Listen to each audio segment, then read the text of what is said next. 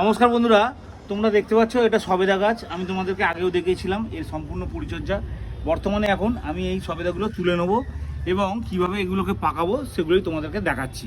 যেই সবেদাগুলো বড় বড় আছে সেগুলোকে বোঁটা সমেত কেটে নেবো ঠিক এইভাবে, এবং একটা জায়গা নিয়ে নিয়েছি এখানে, আমি এর মধ্যে রাখছি আস্তে আস্তে।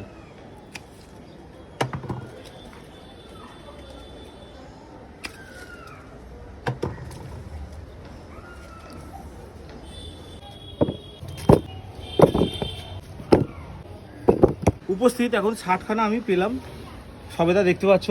এবং এর আগে ওরা 10-15টার মতন খেয়ে নিয়েছে আগেই, আস্তে আস্তে যেরকম যেরকম বড় হয়েছে, পাকতে শুরু করেছে, সেরকম খেয়ে নিয়েছে। তাহলে মোটামুটি যদি ধরে নিই, এখানে 60টা আর ওখানে 15টা, 75টা, মোটামুটি এইটুকুনি গাছের মধ্যে 75খানা ফল যদি আমরা পেয়ে থাকি, তাহলে কিন্তু আমাদের জন্য খুব ভালো পজিটিভ রেজাল্ট।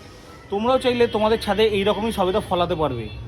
নিচের লিঙ্কটা দেখে নিও, তাহলে বুঝতে পারবে কীভাবে আমি গাছটা তৈরি করেছি এবং কীভাবে আমি ফল পেলাম।